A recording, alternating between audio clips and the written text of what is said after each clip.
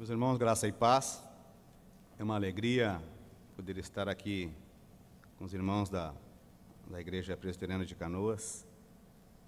A última vez que eu estive trazendo uma mensagem ainda foi no antigo templo.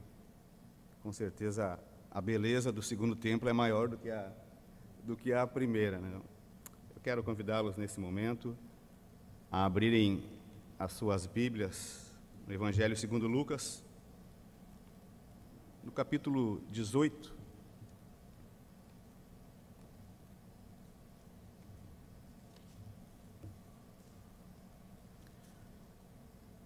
Lucas capítulo 18, versículo 1 até o 8.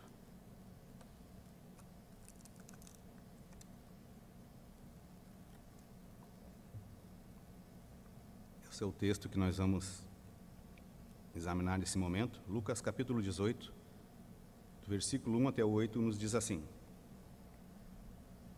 Disse-lhes Jesus uma parábola sobre o dever de orar sempre e nunca esmorecer. Havia em certa cidade um homem que não temia a Deus, nem respeitava a homem algum. Havia também naquela mesma cidade uma viúva que vinha ter com ele, dizendo: Julga a minha causa contra o meu adversário. Ele, por algum tempo, não a quis atender, mas depois disse consigo: Bem que eu não temo a Deus, nem respeito a homem algum. Todavia, como esta viúva me importuna, julgarei a sua causa, para não suceder que, por fim, venha a molestar-me. Então disse o Senhor: Considerai o que diz este juiz iníquo. Não fará Deus justiça aos seus escolhidos, que a Ele clamam dia e noite, embora pareça demorado em defendê-los? Digo-vos que depressa lhes fará justiça. Contudo, quando vier o Filho do Homem, achará paz, achará fé na terra? Até aqui, vamos orar mais uma vez. Senhor nosso Deus, muito obrigado pelas tuas misericórdias que se renovaram sobre as nossas vidas, pela oportunidade que o Senhor nos concedeu neste dia, no dia do Senhor, de nos reunirmos como irmãos, como igreja, para juntos dar a Ti toda a honra, toda a glória e todo o louvor que somente o Senhor merece. Obrigado porque o Senhor nos permitiu lermos a Tua palavra, cantarmos louvores, participarmos da mesa do Senhor. Nesse momento nós queremos pedir a Ti que o Senhor fale conosco, por meio da Tua palavra, nos trazendo entendimento, nos ajudando a compreender a Tua palavra e aplicá-la em nossas vidas, Senhor. Assim nós oramos a Ti em nome de Jesus Cristo. Amém. Meus irmãos, Charles Spurgeon, o príncipe, conhecido como o príncipe dos pregadores, falando sobre a oração, ele disse o seguinte: segundo ele, e para ele, a oração é o anseio da alma para manter comunhão com o Altíssimo. É o desejo do coração para receber as bênçãos de suas mãos. A oração, ainda ele diz, deve ser prioridade na vida de um cristão. Se um cristão não ora, a sua vida ela é improdutiva e a sua influência é inexpressiva. A oração no coração é a prova da verdadeira conversão. Somente quando dependemos da oração, obtemos aquilo que Deus pode realizar. E ele conclui: a oração é a fonte e a origem de toda satisfação espiritual, porque através dela nós mantemos intimidade com Deus. O Catecismo Maior, na sua pergunta de número 178 sobre o que é oração, ele nos diz: a oração é o oferecimento dos nossos desejos a Deus em nome de Cristo e com o auxílio do Espírito Santo e com confissão dos nossos pecados e um grato conhecimento de suas misericórdias. Embora nós tenhamos um vasto material a respeito, ensinando sobre oração, apesar de nós falarmos sobre oração, apesar de nós até termos em nossas igrejas e congregações reuniões de oração, poucos são aqueles que realmente se aplicam a uma vida de oração. Nessa parábola aqui, Jesus ele irá ensinar a respeito do dever cristão de perseverar na vida de oração. No versículo 1, nós iremos observar que Jesus já começa nos dando aqui o assunto principal desse trecho da palavra de Deus, que é o dever de orar sem esmorecer, sem desanimar. No versículo 2 ao 5, então, ele conta uma parábola. A intenção dessa parábola é motivar os discípulos a se dedicarem na perseverança de uma vida de oração. E depois, do versículo 6 ao 8, ele vai concluir aqui esse trecho da palavra de Deus, mostrando que há um contraste muito grande entre a justiça de Deus e a justiça dos homens. E por os discípulos compreenderem então que a justiça de Deus é superior à justiça dos homens, isso deveria ser um outro motivo de encorajamento para que eles perseverassem na oração. Muito bem, vamos ao texto então, no versículo 1, Jesus então diz assim: Disse-lhes Jesus uma parábola sobre o dever de orar sempre e nunca esmorecer, nunca desanimar. Jesus aqui ele já começa apresentando o tema central dessa passagem, que é a oração perseverante, uma oração que nunca para de acontecer. Ela deve sempre continuar, deve ser contínua. E é provável que aqui Jesus Cristo ele ainda esteja dialogando com os discípulos sobre o mesmo assunto que ele estava falando lá no capítulo 17, no versículo número 22, quando ele havia dito a eles como seriam os dias que precederiam a volta do Filho do Homem. E diante do quadro que ele apresenta sobre os dias que precederão a volta do Filho do Homem, então Jesus começa a enfatizar a partir do versículo 1 do capítulo 18 sobre o dever de orar sem esmorecer, sem desanimar. É importante nós observarmos que os discípulos de Jesus, eles já haviam pedido a Jesus que os ensinasse a orar. Isso está em Lucas capítulo 11, no versículo 1, quando os discípulos pedem a Jesus que Jesus ensine eles a orar. E eles aprendem, então, Jesus ensina eles a oração do Pai Nosso. Então, eles já haviam aprendido também sobre a persistência na oração, na parábola do amigo importuno, em Lucas 11, do versículo 5 ao 8, e também haviam aprendido sobre a eficácia da oração, em Lucas 11, do versículo 9 ao 13. Porém, aqui no capítulo 18, novamente, Jesus enfatiza sobre a perseverança na oração.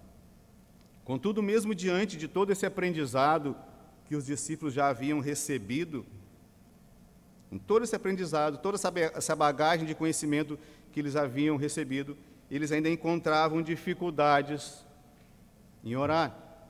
Em Lucas 22, do versículo 39 ao 46, é aquele momento que Jesus vai para o Getsêmani, convida os seus discípulos para ir com ele para orar, e eles acabam dormindo, eles não conseguem vigiar e orar naquele momento. Somente a partir então do livro de Atos, que nós vamos começar a ver então que os discípulos começam a perseverar na oração.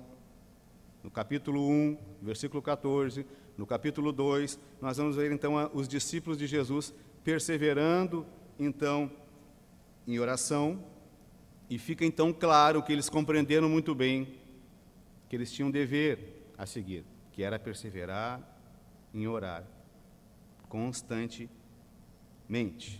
E eles entendem isso de tal maneira que eles chegam então a separar então alguns homens, separar diáconos para cuidar de outras tarefas importantes da igreja, para que ele se dedique somente à oração e à palavra. E naquele momento da igreja primitiva, em Atos, duas palavras caracterizavam a vida de oração da igreja: perseverança e unanimidade. Eles oravam constantemente, eles oravam frequentemente, eles se reuniam regularmente e insistiam em oração. E a oração deles também era unânime, ou seja, além de perseverar, a igreja, todos eles oravam junto pelas mesmas coisas, unidos em súplicas a Deus. Finalmente lá, então, eles aprendem, eles entendem o quão era importante perseverar na oração. O quão é importante perseverar numa vida de oração. É interessante que, se nós analisarmos, geralmente muitos de nós, em várias situações da vida, costumam perseverar em alguma coisa. Não é mesmo? Às vezes perseveramos em fazer dieta, alguns perseveram em ganhar dinheiro, querem enriquecer, outros perseveram na faculdade, perseveram no seu trabalho, perseveram em cuidar da sua saúde, o que é bom. Alguns vão perseverar até mesmo nos estudos teológicos. Porém, quando se trata desses nossos deveres mais relacionados a uma vida com Deus, parece que a gente costuma ser mais light, relaxar um pouco, né? Afinal, Deus é soberano, Deus sabe todas as coisas, Ele já sabe tudo que eu quero, o que eu preciso, então não preciso nem orar. Infelizmente, isso acaba acontecendo. Mas é óbvio aqui, já nesse primeiro versículo, que a oração aqui não foi uma sugestão dada por Jesus.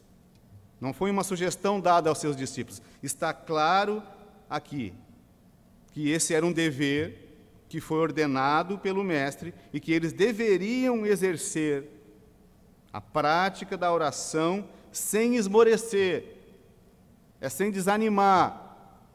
A oração aqui deveria ser perseverante e sem desanimar. Nada poderia e deveria parar a igreja de orar constantemente. E essa é uma das marcas que nós vemos na igreja primitiva. Eles oravam constantemente, eles não oravam somente quando as coisas estavam boas, quando tudo estava bem. Eles oravam o tempo todo. Tinha perseguição, a igreja estava orando. E certamente aqui os dias que viriam para os discípulos seriam dias difíceis, dias de perseguição, dias de lutas. Então, por isso que Jesus ressalta a eles que eles deveriam perseverar, não importa o que aconteça, não importa quais sejam as circunstâncias, eles deveriam perseverar na oração. Afinal, foi isso uma das coisas que eles haviam aprendido com o Mestre. Mas então, para mostrar a eles, para mostrar aos discípulos, por que eles deveriam, por que eles poderiam perseverar na oração, por que valeria a pena eles perseverarem na oração, então Jesus conta essa parábola do juiz iníquo. Chama essa parábola de uma parábola motivadora. E a intenção dessa parábola, na verdade, era motivar os discípulos a perseverarem na oração. Essa parábola que nos diz assim: havia em certa cidade um homem que não temia a Deus, nem respeitava homem algum. Havia também naquela mesma cidade uma viúva que vinha ter com ele, dizendo: julga a minha causa contra o meu adversário. Ele, por algum tempo, não a quis atender, mas depois disse consigo: bem que eu não temo a Deus, nem respeito a homem algum, todavia, como esta viúva me importuna, julgarei a sua causa, para não suceder que, por fim, venha a molestar-me. Então, essa é a parábola motivadora, e essa parábola nos diz que havia um juiz em certa cidade, e ela dá algumas características desse juiz. Esse juiz, ele não temia a Deus. Esse homem, ele não temia a Deus. Esse homem também, ele não respeitava as pessoas. Além de ser um ímpio, ele não tinha nenhum respeito para com o próximo, ele não tinha respeito para com as pessoas. Ele era um homem que fazia aquilo que ele bem queria fazer, aquilo que ele bem entendia que deveria fazer sem se preocupar com o que as pessoas pudessem achar, e sem se preocupar se a conduta dele estava correta ou não diante de Deus. Apesar dele exercer uma função importante na cidade, parece que esse homem aqui ele não respeitava a justiça de forma alguma.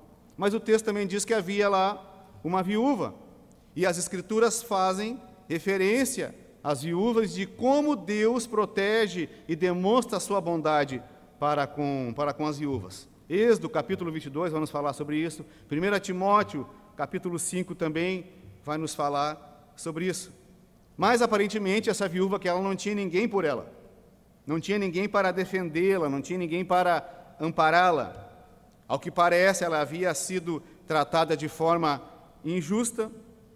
Alguém poderia até ter tirado o pouco que aquela mulher tinha, e por isso, então, ela mesma tem que recorrer ao juiz da cidade, esperando que ele atendesse a sua reclamação e lhe fizesse justiça contra o seu adversário.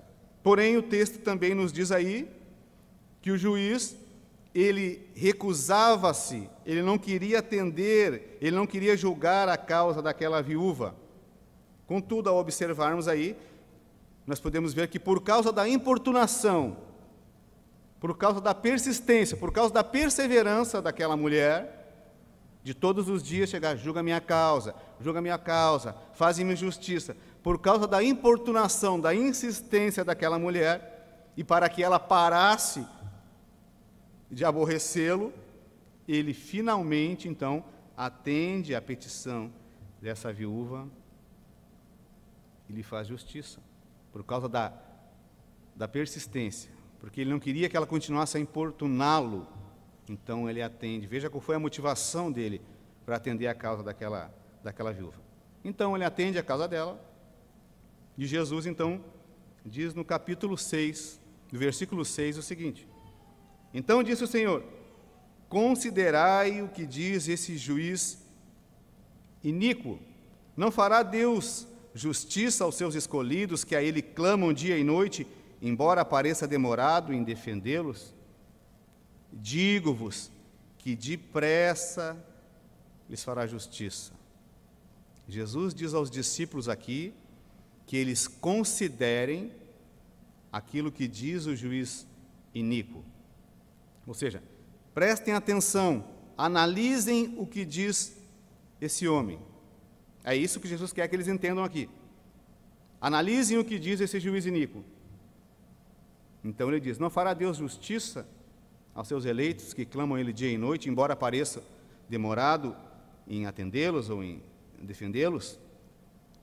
Aquilo que Jesus quer que eles entendam aqui, a ideia aqui seria mais ou menos, que Jesus quer que eles entendam, seria a seguinte: se um juiz que é mau, que não teme a Deus, que não tem respeito algum pelas pessoas, que não se compadece das necessidades, ruim, mal, se alguém assim pode fazer justiça e beneficiar alguém, atendendo a causa de alguém que o importuna, se um homem mau pode fazer isso, logo, muito mais, Deus, que é misericordioso, que é justo, que é compassivo, que é bondoso, muito mais Deus fará justiça aos seus escolhidos, atenderá a súplica, a oração, o clamor dos seus escolhidos, que clamam a Ele dia e noite. É essa a ideia da parábola, que Jesus quer que eles entendam aqui. Se alguém que é tão ruim assim faz justiça para uma pessoa, então que dirá Deus, que é totalmente superior em misericórdia, em justiça, em amor, em bondade? Se um homem que é mau pode fazer justiça, só para fazer com que alguém pare de incomodá-lo, com certeza Deus, que é misericordioso, justo e amoroso, vai atender em oração. Porque ela mostra aqui que há um contraste muito grande entre a justiça de Deus e a justiça dos homens. E a certeza dessa verdade, de que a justiça de Deus é superior à justiça dos homens, deveria encorajar, deveria motivar, incentivar os discípulos a perseverar em oração. Afinal, Deus não falha. Afinal, a justiça de Deus é superior à justiça dos homens. E Deus atende aqueles que clamam a Ele dia e noite.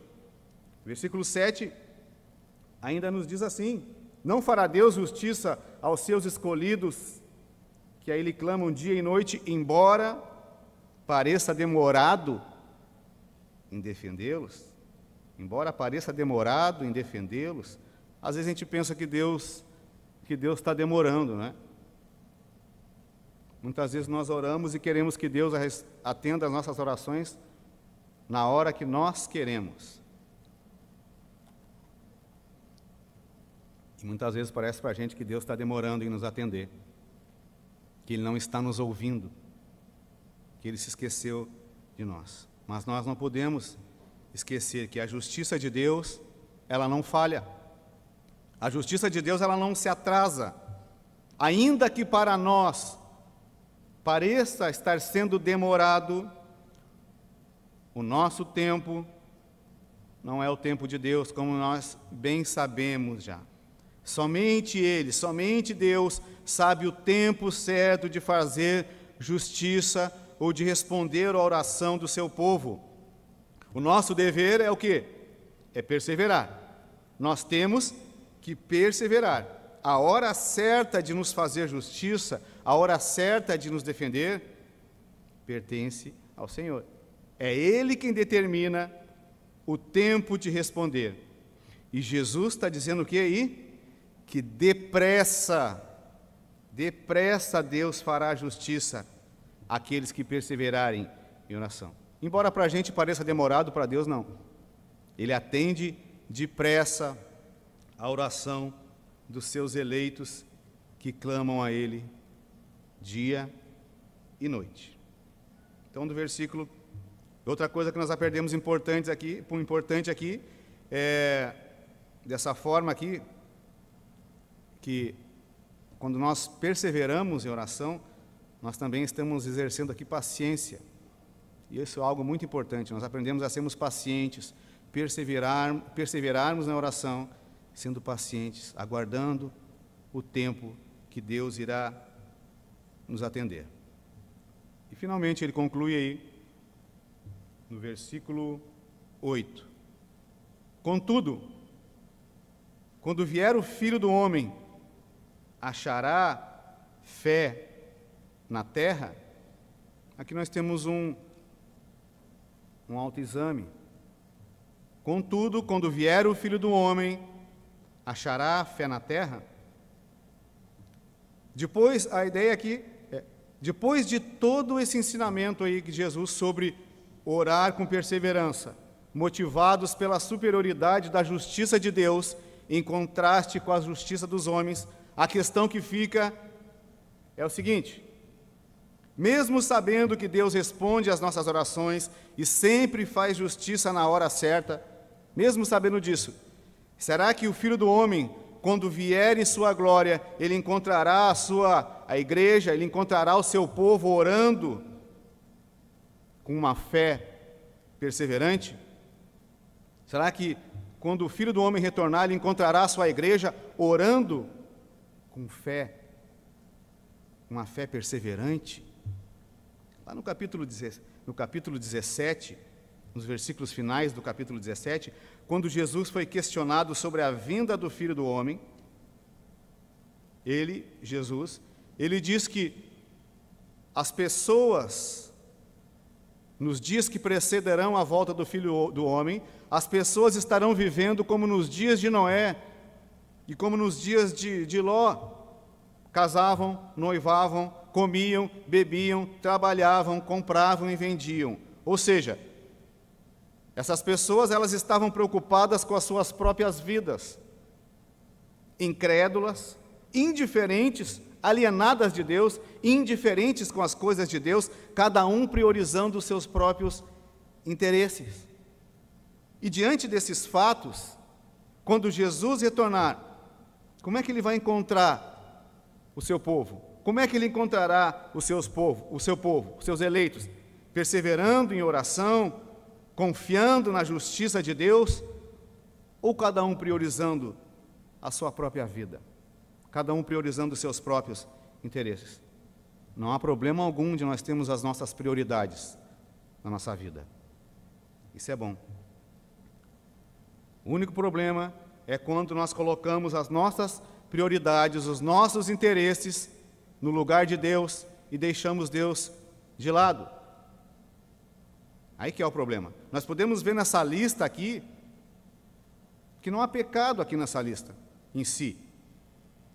Casar, noivar, comer, beber, comprar, vender, ou seja, pessoas, elas estavam trabalhando, eram negociantes, elas compravam, elas vendiam, elas comiam, elas bebiam, são coisas que nós fazemos. As pessoas estavam noivando, estavam casando, estavam se preparando para o seu futuro.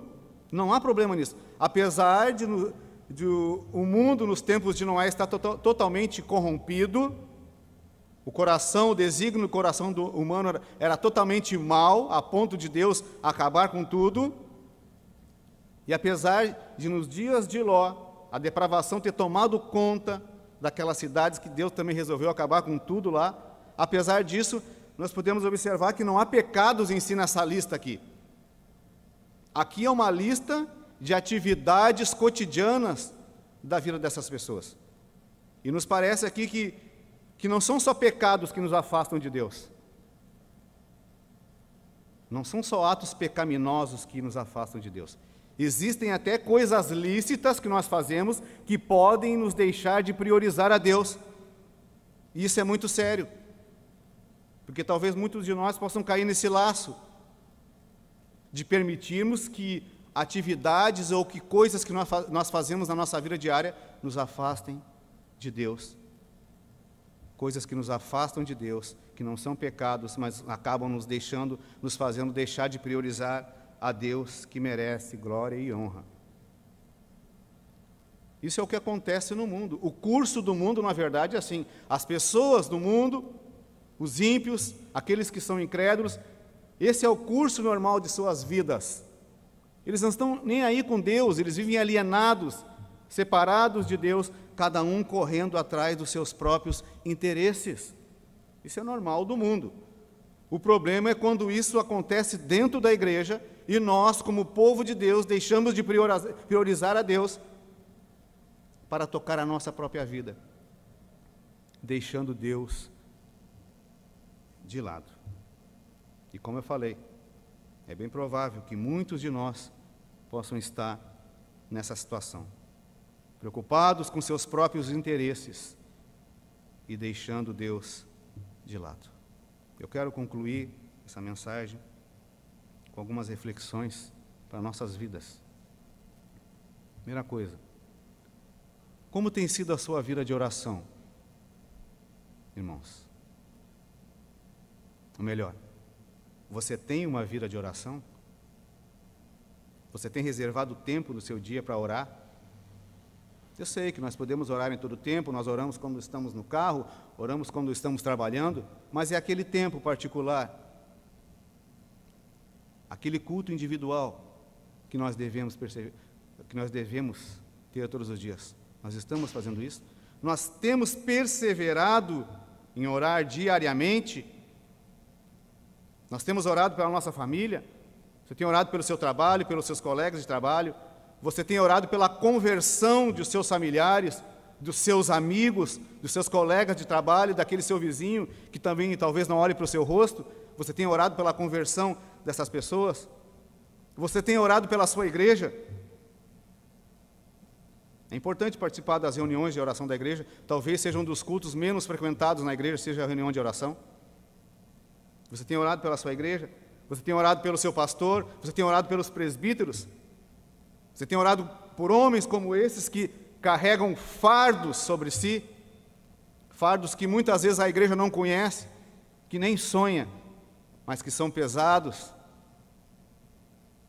Você tem orado pelo seu pastor, pela família do seu pastor, pelos filhos do seu pastor, assim como você ora pelos seus filhos, pela esposa do pastor que acaba carregando fardos junto com ele?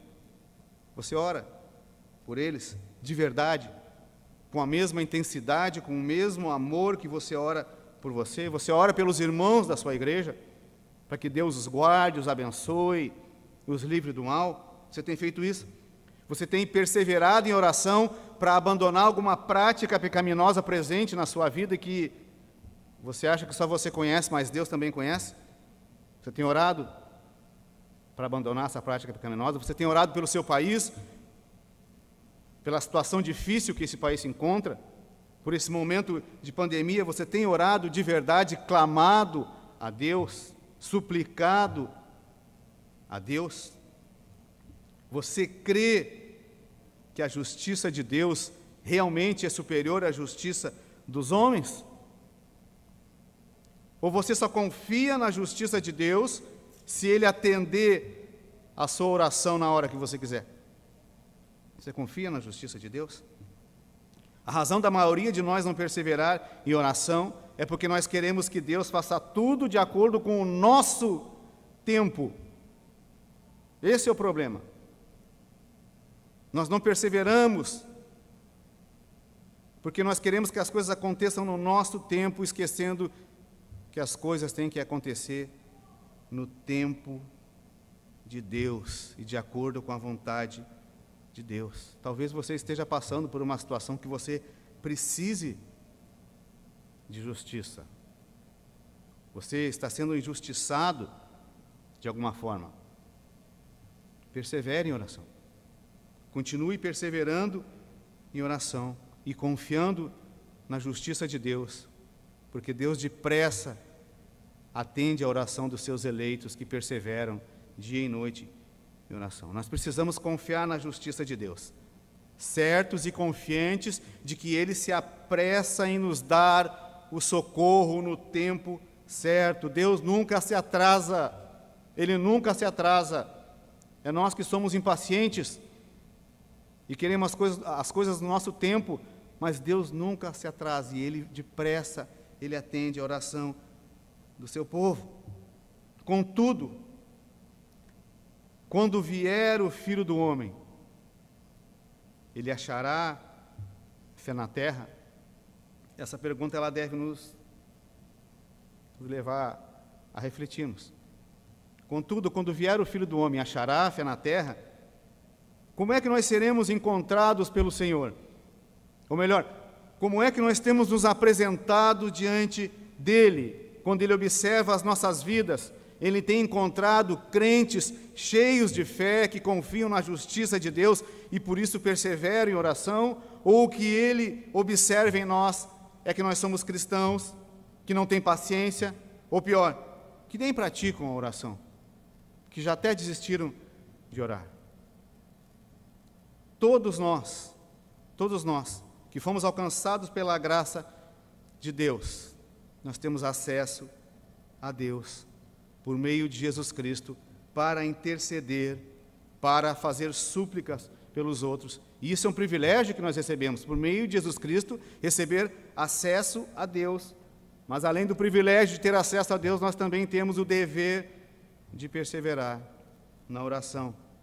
Meus irmãos, todo aquele que foi alcançado pela graça de Deus, todo aquele que crê em Jesus Cristo como seu Senhor e Salvador, que se arrepende dos seus pecados, confessa os seus pecados e os abandona, esse é justificado pela fé e tem acesso a Deus e deve então perseverar numa vida de oração. Que Deus nos ajude, que Deus nos fortaleça para que nós possamos perseverar de verdade nessa graça que nos foi concedida, que é nos achegarmos a Deus em oração e súplicas, certos de que Ele nunca tardará em nos atender. Amém.